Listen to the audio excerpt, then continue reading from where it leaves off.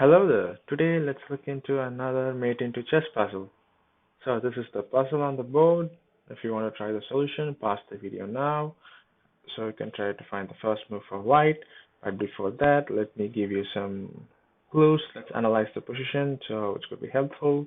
However, if you want to try it all by yourself, then you might want to pause the video now. All right, so let's look at the position.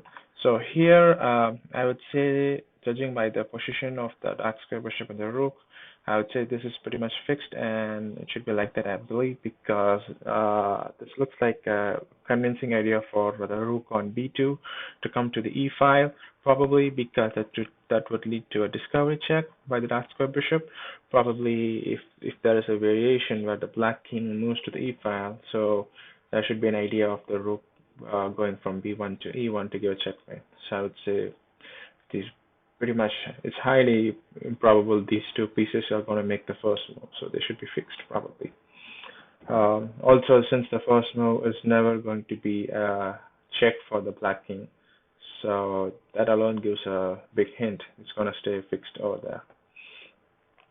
Now, the light square bishop here seems to be covering these two squares. It's got a black king cannot escape. Also, it's not protected. So this is a red flag, I would say, because if the black king, the white bishop could have been placed anywhere on the board, but it is specifically placed on c4. So it just can't be there just so it's not involved in the game. So it has to be involved in the game. So there should be a variation, I believe. The white bishop helps in checkmating the black king. So this alone helps let us know that this bishop needs to be protected, or this bishop needs to move away from that position. If it has to move, I would say it's probably the first move, or it could be that it has to be protected. However, I do believe that it should be protected because moving it, I don't think it makes sense since it's I'd say it's placed in a very correct square. So I would say either the white first move is a piece which is going to directly protect this bishop or indirectly protect this bishop.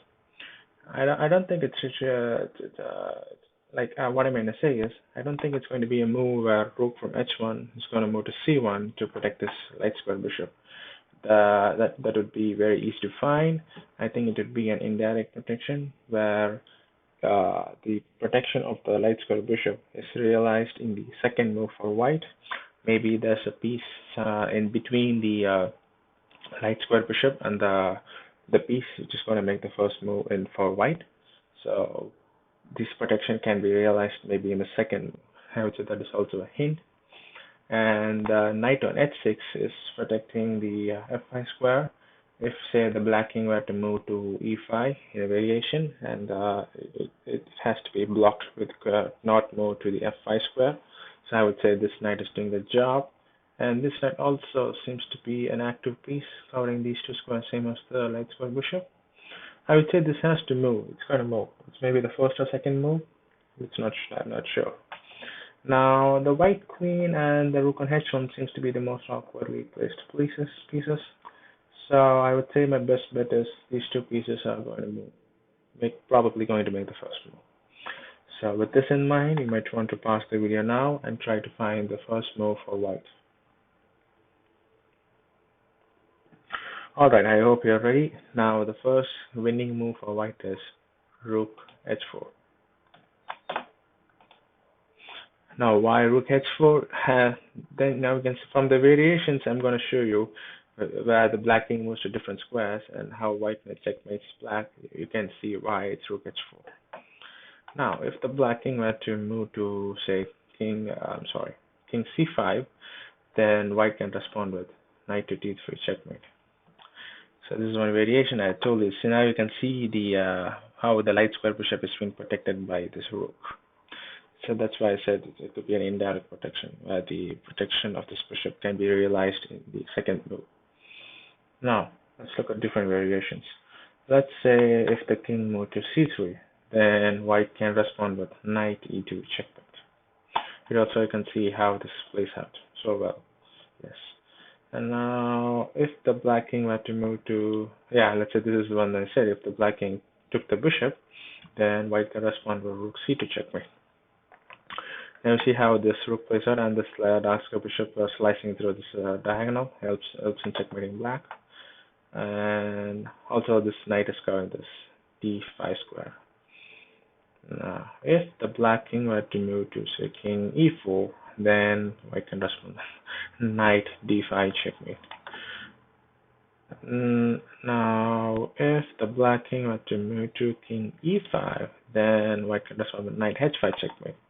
Here you can see both of these knights cover this f5 and f6 square.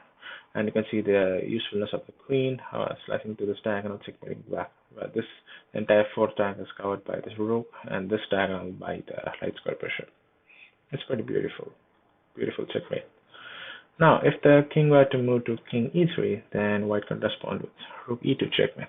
This is the one I said, where the rook might come to an e file in one of the variations to checkmate black.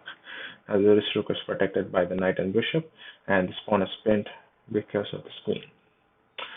So that is about this puzzle. If you want to learn chess through puzzles, subscribe to my channel, and I will see you next time with another puzzle. Thank you.